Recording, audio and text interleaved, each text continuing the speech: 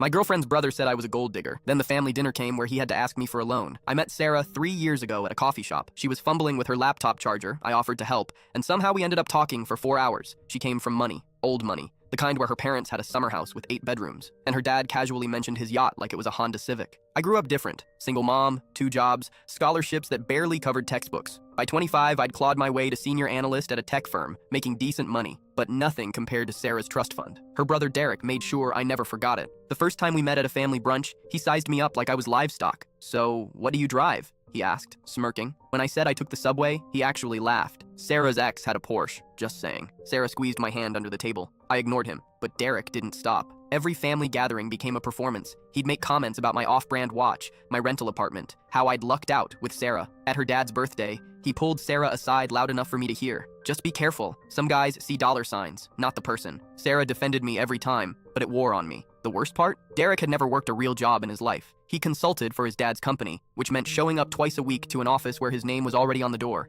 Then came the family dinner last month. Sarah's parents hosted at their estate. I showed up in my best suit, prepared for Derek's usual nonsense. But something was different. He was quiet, fidgety, kept checking his phone with this panicked look. Halfway through dinner, Sarah's dad cleared his throat. "Derek has an announcement." Derek stood, his confidence replaced with something hollow. "I'm starting my own venture capital firm. It's a great opportunity to prove myself outside the family business." Polite applause. Sarah beamed at her brother. After dinner, I stepped outside for air. That's when Derek appeared, drink in hand, that swagger completely gone. "Can we talk?" he asked quietly. I nodded, curious. "Look, I know we haven't exactly been friendly," he started, not meeting my eyes, "but I'm in a situation. The venture capital firm needs capital to launch. I've got investors lined up, but I need bridge funding. Just $50,000 for 3 months. I'll pay you back with 15% interest." I nearly choked. "You want me to loan you money?" "I know how it sounds," he said quickly, "but my trust fund is tied up in renovations on my condo, and Dad's being difficult about advancing more cash. He says I need to prove I can manage money first. You're the only person I know who has liquid savings and wouldn't tell my parents." The irony was suffocating. This man had spent 3 years calling me a gold digger, and now he needed my money. "Why would I help you?" I asked calmly.